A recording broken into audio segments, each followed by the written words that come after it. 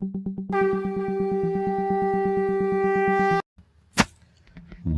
पुरुषोत्तम श्री ठाकुर जी से वार्तालाप के बाद ठाकुर ने गंभीर भाव में कहा, मनुष्य का बड़ा अभाव है। केष्टोदा, बड़ खोखा, मणि, ये सभी असाधारण हैं। ये सभी लचीले प्रकृति के हैं, अन्यथा मनुष्य को इनमें परिचालित करने की क्षमता बहुत है। मस्तिष्क भी अच्छा है, समझ भी खूब सहज है।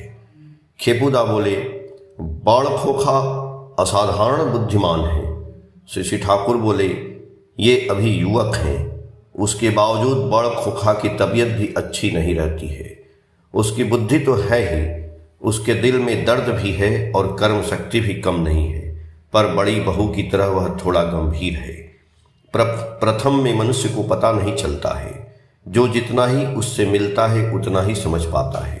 उसके अंतर में कितनी मिठास है, उसके स्वास्थ्य को देखकर चिंता होती है। अनेक लोगों को एक साथ लेकर चलने की क्षमता मणि में है। तारा की मृत्यु के बाद सत्संग में थिएटर, गाने बजाने की श्रृंखला को उसने ही बनाए रखा है। उसे स्वयं जिस प्रकार नशा है, दूसरे को भी उसने इस दिशा में तैयार किया है। अनुशीलन खूब करता है, वह उसमें लगा रहता है। विधि पूर्वक उसने ऐसा आबोहवा सृष्टि कर दिया है। 5 लोगों के साथ हृदय सहयोगिता से कोई काम को त्रुटि रहित कर सकता है।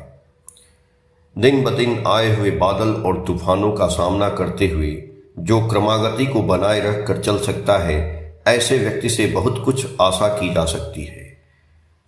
पागलों को मेरे प्रति आसक्ति है। ये सभी स्वस्थ सुदीर्घ जीवन पाए तो बहुत कुछ कर सकेंगे। सरोजनी माँ ने तंबाकू भर कर दिया। श्री ठाकुर ने तंबाकू पीते हुए केष्टोदा को स्नेह दृष्टि से देखकर कहा, आपने जिस प्रकार ठीक ठाक कर प्रफुल्ल चुनी वीरेन मित्र को पक्का बना दिया है, उसी प्रकार किरण मुखोपाध्याय, मनोरंजन बंदोपाध्याय को बना दें। आपके कुछ हैंड्स सहकारी नहीं रहे तो अकेला सबको संभालना कठिन होगा। शरदा की तरह और भी कुछ लोग मिलते उथल पुथल मचाने के लिए वक्तृता की भी आवश्यकता है। यदि वक्तृता के इफेक्ट को सद्व्यवहार नहीं किया जाए तो उससे काम नहीं होगा।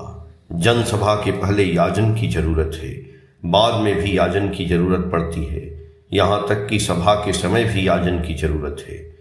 केष्टोदा बोले, मीटिंग सभा के समय याजन कैसे होगा? श्री ठाकुर जी बोले, जैसे किसी एक जगह में सभा हो रही है, मीटिंग हो रही है, ऑडियंस श्रोतागण के बीच में जहां तहां लोगों को रखकर कुछ गुणग्राही लोगों को रख छोड़ोगे। वे वक्ता की वक्तृता काल में बीच बीच में ऐसा संकेतपूर्ण मंतव्य करेंगे जिससे अगल बगल के लोगों की समर्थनी मनोभाव हो। यदि वक्तृता काल में कोई उल्टी बातें करें या विकृति भंगिमा दिखाए तो उसे कौशल से प्रतिविधान करेंगे, अगल बगल के लोगों को समर्थन मुखी बनाएंगे। इससे वक्तृता शेष न होते ही सारी जनता उद्बुद्ध हो जाएगी।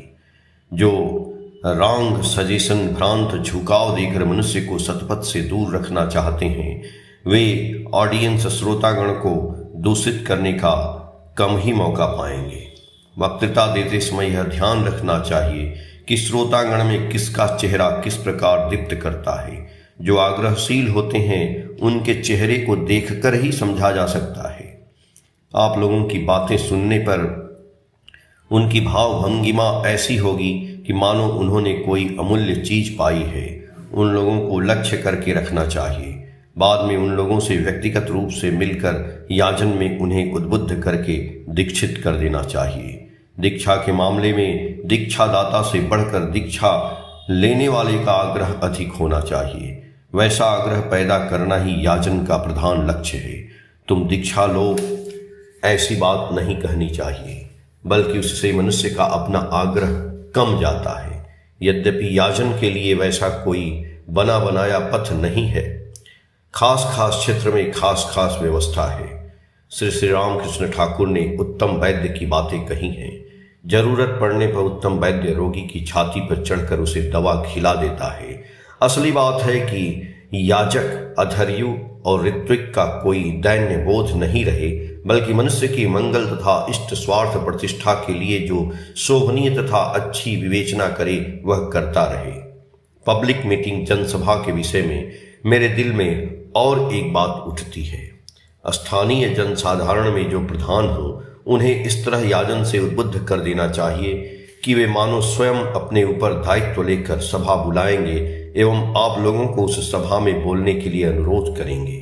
यदि वे उद्गाता बनकर सभा बुलाएं और लोगों को आमंत्रित करें एवं यदि आप लोग भी अनुरुद्ध तथा आमंत्रित होकर उस सभा में जाएं तो उसकी मर्यादा कुछ और ही होगी। उसमें कोई अप्रीतिकर परिस्थिति की संभावना कम ही रहेगी।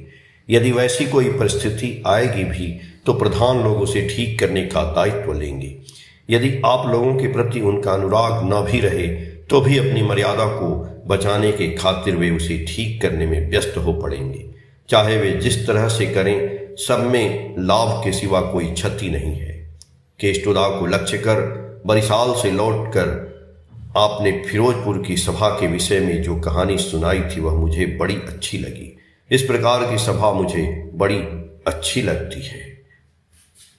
पुनः आप उस कहानी को सुनाइए ना। जय गुरु।